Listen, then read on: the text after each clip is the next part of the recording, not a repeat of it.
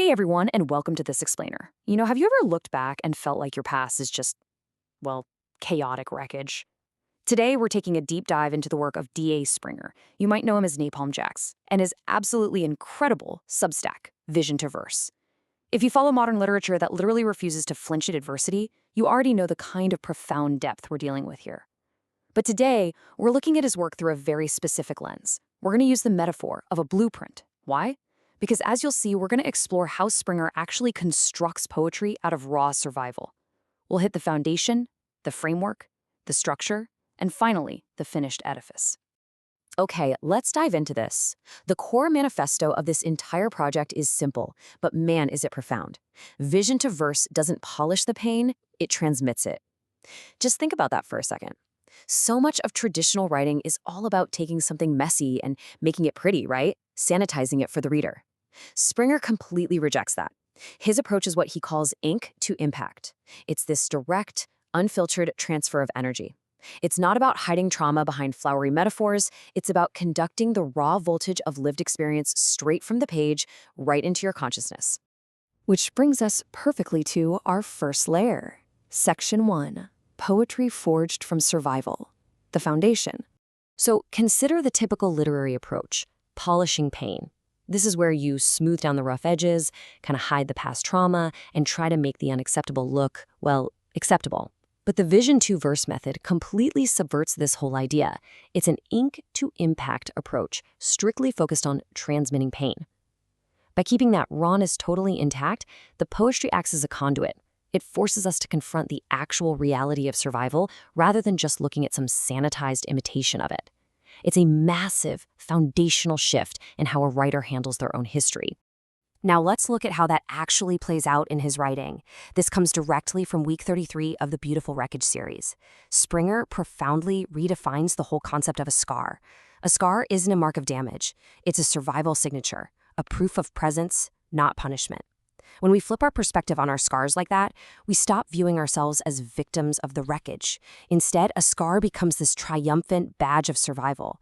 It's the physical, undeniable proof that whatever tried to destroy you completely failed. You're still here. You are still present.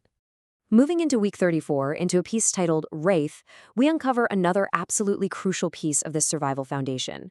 Springer notes that old fears still knock, but you don't have to open the door. I mean, what a grounding, highly specific detail, right?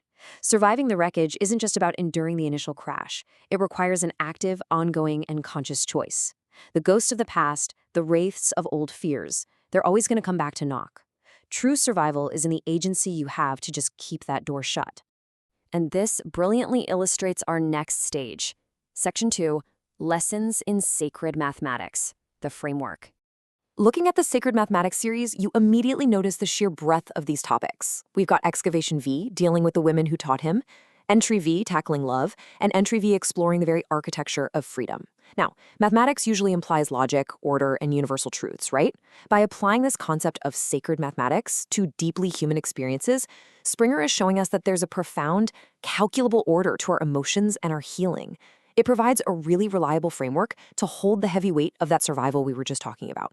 But hey, lest you think this math is all cold and detached, just consider this stunning quote from Excavation V. Before the book, before the cipher, before I had any of this language, there were hands.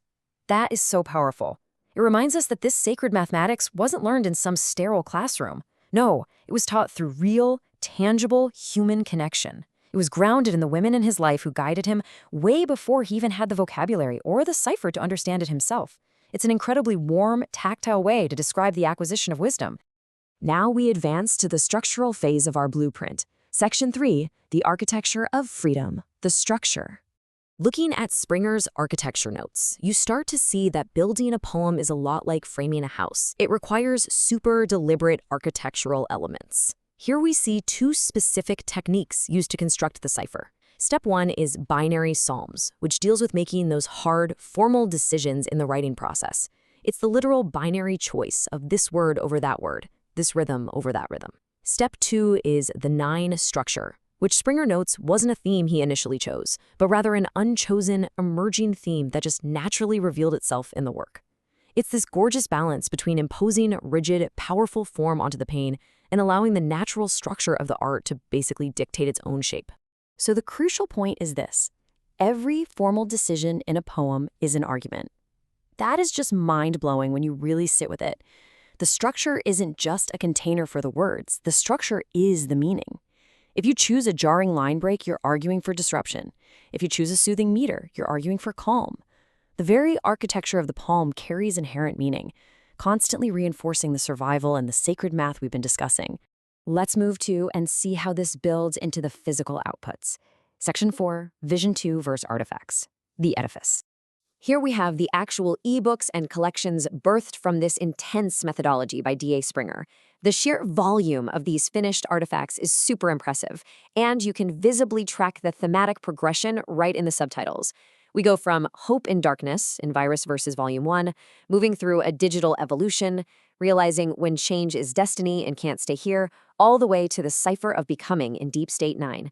You can literally see the architecture of his freedom across these titles. They are standing monuments to an artist who absolutely refused to let pain just be pain, but instead engineered it into something lasting. And that leaves us here, at the end of our explainer, with a question for you. How will you apply sacred mathematics to the beautiful wreckage in your own life? The materials are already there. The survival signatures are on your skin. The unchosen themes are emerging. The real challenge Vision 2 verse leaves us with is to stop looking at our past as a punishment and start viewing it as raw material waiting to be built into something undeniably powerful. Thank you so much for joining me to explore this incredible blueprint. Take this framework and go build your own edifice.